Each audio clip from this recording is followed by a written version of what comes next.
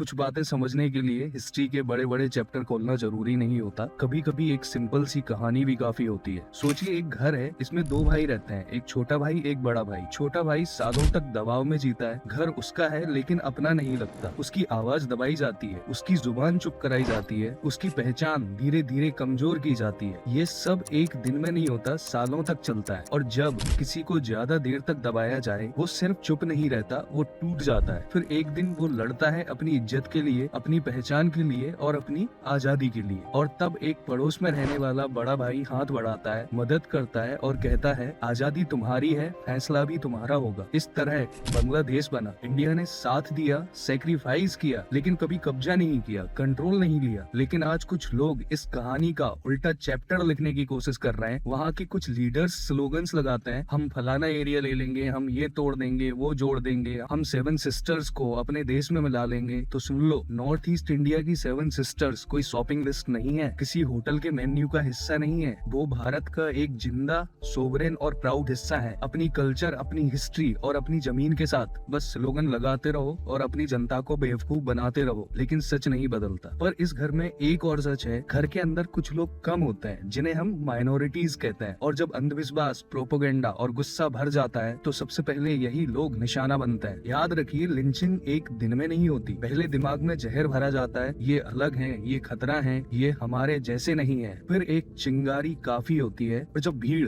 कानून बन जाती है, इंसानियत मर जाती है। बांग्लादेश में एक हिंदू व्यक्ति को लिंच कर दिया गया, ब्लास्फेमी का आरोप लगाया गया जो कि प्रूफ भी नहीं हुआ, और भीड़ ने फैसला कर दिया। इंडिया के हिंदूज का हर्ट होना बिल्कुल नेचुरल है, दुख भी है और गुस्सा भी है। और शायद इसीलिए इस पे बात करना जरूरी है, क्योंकि जख्म हमेशा इंसान के अंदर रह जाते हैं। भारत का इस मुद्दे पर बोलना नेचुरल भी है और मोरल भी। इंडिया पहले भी श्रीलंकन, तमिल से लेकर अफगानिस्तान, पाकिस्तान के हिंदू और सिख्स तक के इशू पर आवाज उठाता रहा है। लेकिन डिप्लोमेसी में इमोशन नहीं, मैच्योरिटी जरूरी होती है। क्योंकि अगर भारत अग्रेसिव हो जाए तो सबसे बड़ा नुकसान वहाँ रहने वाली माइनॉरिटीज को होता है। इसलिए स्मार्ट और रिस्पॉन्सिबल सपोर्ट जरूरी है। सच सिंपल है, जब धर्म स्पिरिचुअलिटी से हटकर सिर्फ आइडेंटिटी और सुपीरियोरिटी का वेपन बन जाता है, जब अनएम्प्लॉयमेंट, लो एजुकेशन और पॉलिटिकल मैनिपुलेशन और वीक लॉ सिस्टम साथ आ जाते हैं, तब भीड़ को सिर्फ एक चीज चाहिए होती है, एक दुश्मन। पर घर तभी घर होता है जब उसमें रहने वाले इंसान सेफ महसूस करें। आजादी का मतलब सिर्फ बॉर्डर बनाना नहीं होता, आजादी का मतलब होता है उन सबको बचाना जो उस घर के अंदर रह रहे हो। और जो लोग कहते हैं हम ये ले लेंगे, वो तोड़ देंगे, उनसे बस एक बात कहना चाहता हूँ, सपने देखने में क्या ही बुराई है। जिन हाथों ने तुम्हें संभाला था उन्हीं पर उंगली उठाओगे। घर तोड़ना आसान होता है, घर बनाना बहुत मुश्किल होता है। और जो बड़े देश है ना, वो नफरत से नहीं, समझ और जिम्मेदारी से बनता है।